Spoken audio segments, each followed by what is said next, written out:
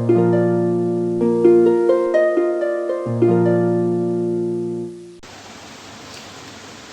बच्चों, आज हम गणित विषय के अंतर्गत पूर्णांक संख्याओं का गुणा तथा भाग इसके संदर्भ में जानकारी प्राप्त करेंगे। पिछली कक्षा में हमने पूर्णांक संख्याओं का जोड़ और घटाना सीखा। 7वीं कक्षा में हम पूर्णांक संख्याओं का गुणा तथा भाग सीखेंगे। गुणा भाग जोड़ घटाना कुछ भी करना है तो उसमें सबसे इम्पोर्टेंट जो होते हैं चिन्ह होते हैं।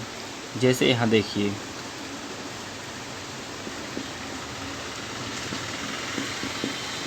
यदि हम दो समान चिन्हों का गुणा करते हैं, यहाँ दोनों चिन्ह समान है, दोनों धनात्मक चिन्ह हैं, तो उनका गुणनफल हमेशा धनात्मक संख्या आता है।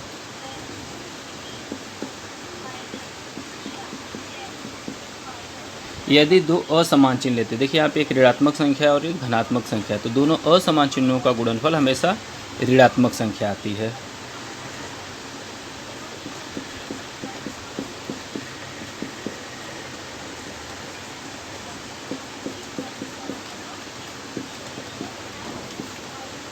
आप यहाँ देख सकते हैं कि दो समान चिन्ह हैं, वो दोनों धनात्मक हों या दोनों ऋणात्मक हो, उनका गुणनफल हमेशा धनात्मक संख्या आता है। और दो असमान चिन्ह, एक ऋणात्मक और एक धनात्मक होते, तो उनका गुणनफल हमेशा ऋणात्मक आते हैं। इनके ऊपर कुछ उदाहरण देखते हैं हम। जैसे देखिए, पहला लिए धन 7 गुणे धन 5। 7 गुणा करेंगे, 7 पचे 35। दोनों चिन्ह धनात्मक हैं, धन 7 धन, दोनों चिन्ह समान हैं, इसलिए उत्तर धनात्मक आएंगे। दूसरा लेते हम,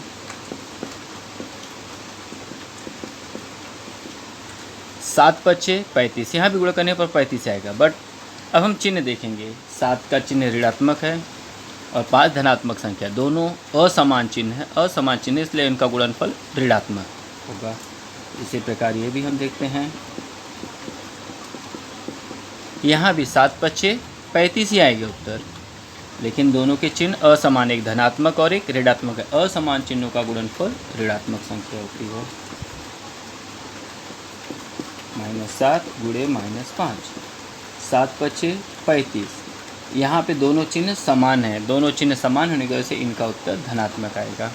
इससे बच्चों ये समझ में आता है कि यदि दो संख्याओं का चिन्ह समान है तो उनका गुणनफल धनात्मक संख्या, और असमान है तो उनका गुणनफल ऋणात्मक संख्या आता है। अब हम इस चिन्ह से संबंधित कुछ जोड़ और घटाना हल करते हैं।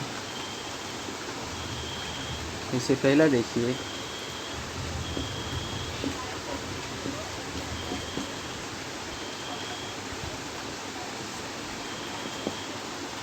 धन 8 ऋण धन 3, इसका उत्तर कितना होगा?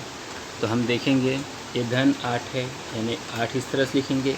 अब इनके बीच में ब्रैकेट है, जब ब्रैकेट में कोई भी चिन्ह या संख्या रहते हैं ब्रैकेट के बाहर और अंदर, तो उनका मतलब गुणनफल होता है। तो हम गुणा करेंगे, दोनों चिन्ह असमान, एक ऋणात्मक संख्या और एक धनात्मक, तो असमान चिन्हों का गुणनफल ऋणात्मक संख्या होता है। तो प्लस और माइनस माइनस हो जाएगा और यहाँ संख्या 3 हो जाएंगे। अब हम हल करते हैं, यहाँ 8 है और यहाँ 3 है। 8 का चिन्ह यहाँ पे कुछ नहीं, उसका मतलब होता है धनात्मक संख्या और ऋणात्मक। जब दो असमान चिन्ह होते हैं तो उसे हम घटाते हैं, 8 में से 3 घटाएंगे तो उत्तर आएगा 5। दोनों में बड़ी संख्या 8 है, उसका चिन्ह कोई चिन्ह नहीं, मतलब प्लस है, धनात्मक संख्या, इसलिए 5 में भी उत्तर आएगा धनात्मक संख्या।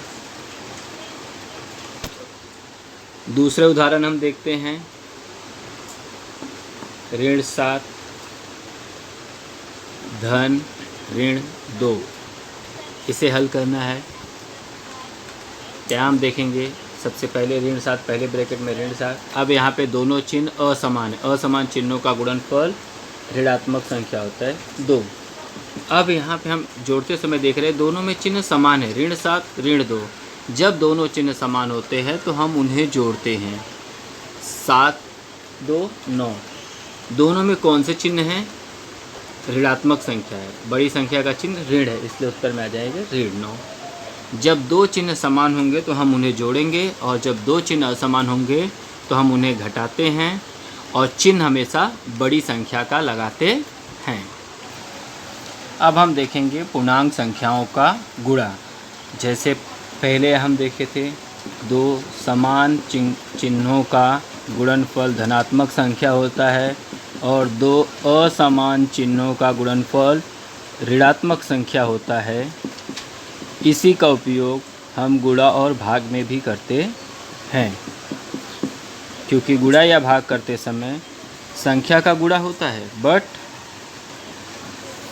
इम्पॉर्टेंट सबसे है उसके चिन्ह का, कि हम चिन्ह का क्या उपयोग कर रहे हैं। तो वही हम इसमें देखेंगे। जब भी हम गुणा करेंगे, संख्या का गुणा करें, लेकिन चिन्ह लगाते समय हम ध्यान देंगे कि दोनों चिन्ह समान हैं या असमान। इसका हल करते हैं। जैसे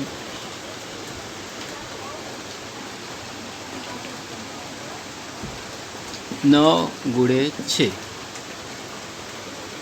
यहाँ पे 9 गुणे 6 दिया, कन्फ्यूज़ नहीं होना है। अब ध्यान देना है कि 9 के साथ कोई चिन्ह नहीं, अर्थात धन का चिन्ह है। यहाँ भी 6 के साथ कोई चिन्ह नहीं, अर्थात धन का ही चिन्ह है। 9 6 54 होता है, दोनों चिन्ह समान हैं, इसलिए उत्तर धनात्मक आएंगे।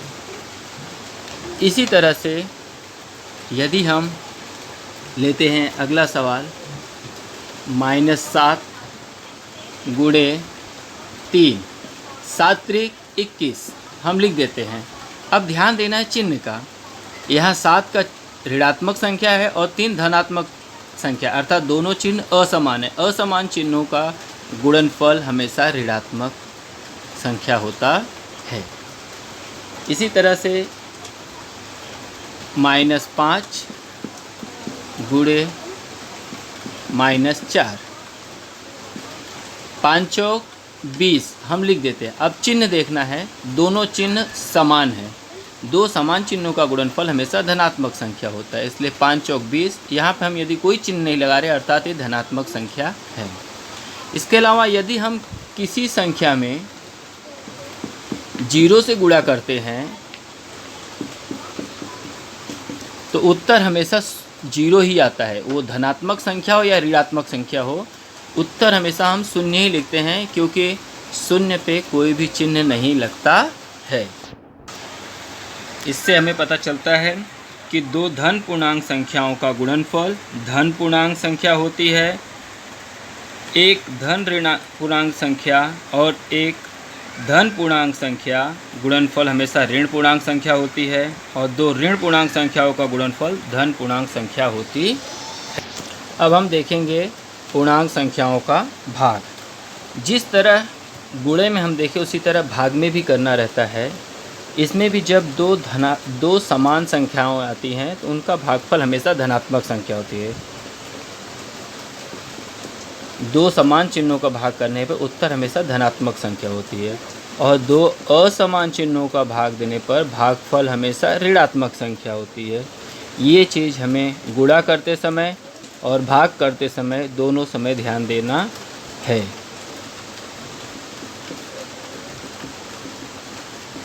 जब भी हम भाग दे रहे हैं, दो समान चिन्ह यदि हैं अंश तथा हर में, तो उनका भागफल धनात्मक संख्या, और दो असमान चिन्ह हैं तो उनका भागफल हमेशा ऋणात्मक संख्या होते हैं। इसका एक उदाहरण हम देखते हैं। 21/7 हम 7 का पहाड़ा पढ़ेंगे। 7 एकम 7, 7 दूनी 14, 7 त्रिक 21, उत्तर 3 आए। लेकिन अब चिन्ह हम देखेंगे, यहाँ 21 के साथ कोई चिन्ह अर्थात धनात्मक संख्या है, 7 के साथ कोई चिन्ह अर्थात धनात्मक संख्या, इसलिए उत्तर धनात्मक संख्या है। दूसरा हम लेते हैं 21/-7, यहाँ भी 7 त्रिक 21, उत्तर 3 आ गया। लेकिन अब चिन्ह हमें देखना है। चिन्ह 21 में धनात्मक संख्या थी और 7 ऋणात्मक संख्या थी, दोनों चिन्ह असमान थे, इसलिए इनका भागफल ऋणात्मक आएगा। यही सबसे ज़रूरी चीज़ होता है, चिन्ह देखना है। भाग तो हम दे देते हैं, लेकिन चिन्ह की गलती से उत्तर हमारा गलत हो जाता है। अगला देखते हैं -21/7, यहाँ भी 7 त्रिक 21, उत्तर 3 आ गए। लेकिन अब ये देखना है 21 ऋणात्मक संख्या और 7 धनात्मक संख्या है, दो असमान चिन्ह है, इसलिए इसका भागफल ऋणात्मक संख्या होगा। इसी तरह से चौथा हम देखते हैं, यहाँ भी 7 त्रिक 21, उत्तर 3 आ गए। लेकिन अब ये देखना है कि दोनों चिन्ह समान है, दोनों ऋणात्मक संख्या है, इसलिए इसका उत्तर धनात्मक आ जाएगा। तो इससे हम ये देख रहे हैं कि जब भी हम भाग देते हैं, यदि दोनों चिन्ह समान हैं तो भाग देने पर भागफल हमेशा धनात्मक संख्या आएगा। यदि दोनों चिन्ह असमान हैं तो भाग देने पर भागफल हमेशा ऋणात्मक संख्या आती है। इसके अलावा यदि किसी एक पूर्णांक संख्या को दूसरी शून्येतर पूर्ण संख्या से भाग देने पर प्राप्त भागफल को लिखते समय अपूर्णांक संख्या का हर धन पूर्णांक संख्या होनी चाहिए। जैसे 7/-2 हम लिख दिए, तो यहाँ पे माइनस हर में है, हर में ना हो कि हमेशा अंश में होना चाहिए, इसलिए इसे हमें ऋण 7/2 इस तरह से लिखना चाहिए। ऋण 5/3, तो दोनों चिन्ह समान हैं, इसलिए इनके उत्तर धनात्मक 5/3 इस तरह से हो जाएंगे। इस तरह से हमें हल करना है। 0/-3 तो भी हमें 0 लिखना है, 0/5 तो भी हमें 0 लिखना है। यानी ऋण संख्या या धन संख्या शून्य से में जब भाग देते हैं तो उत्तर शून्य ही लिखते हैं। तो हम देखे हैं कि जिस तरह गुणन का नियम है उसी तरह भाग का भी नियम है कि 2 धन पूर्णांक संख्याओं का भागफल धन संख्या होती है, 2 ऋण पूर्णांक संख्याओं का भागफल धन संख्या होती है, और धन पूर्णांक संख्या तथा ऋण पूर्णांक संख्या का भागफल सदैव ऋण पूर्णांक संख्या होती है। तो इसमें हम ये सीखे हैं कि जब भी हम पूर्णांक संख्याओं का गुणा तथा भाग करेंगे तो उस समय यदि दोनों संख्याओं का चिन्ह समान है तो उनका गुणनफल या भागफल जो भी हम ज्ञात करेंगे वो हमेशा धनात्मक संख्या ही आएगा। यदि दोनों चिन्ह असमान है तो हम उनका गुणनफल या भागफल ज्ञात करेंगे, उनका उत्तर हमेशा ऋणात्मक संख्या ही आएगा। और शून्य से किसी भी संख्या में गुणा या भाग करने पे उत्तर हमेशा शून्य ही आता है। पूर्णांक संख्या का भाग देते समय हम कुछ और ध्यान रखेंगे। जैसे हमें भाग करने के लिए मिला है 98 भागे -28, ये हमें भाग देना है। तो इसे हम सर्वप्रथम इस तरह से लिखेंगे, 98 भाग का अर्थ होता है इस बटे -28। अब देखिए 28 के पहाड़े में 98, 98 के पहाड़े में 28 नहीं आ रहा है, लेकिन ये दोनों संख्या किसी एक पहाड़े में आ रही हैं। तो बच्चों उसके लिए आपको 20 तक पहाड़ा तो कम से कम याद होनी चाहिए। तो ये दोनों 14 के पहाड़े में आते हैं। जी हाँ, 14 एकम 14, 14 दूनी 28, 14 त्रिक 42, 14 चौक 56, 14 पच्चीस 70, 14 छंग 84, 14 सत्ते 98। उत्तर आ गया 7/2। अब चिन्ह देखना है, 98 धनात्मक संख्या है और 28 ऋणात्मक संख्या है, तो दोनों चिन्ह असमान है, इसलिए उनका भागफल ऋणात्मक संख्या आएगा। उत्तर होगा -7/2। इसी प्रकार से एक उदाहरण और हम देखते हैं। दूसरा उदाहरण हम देख रहे हैं -51 भागे 68। तो इसे भी हम देखेंगे तो लिखेंगे -51/68।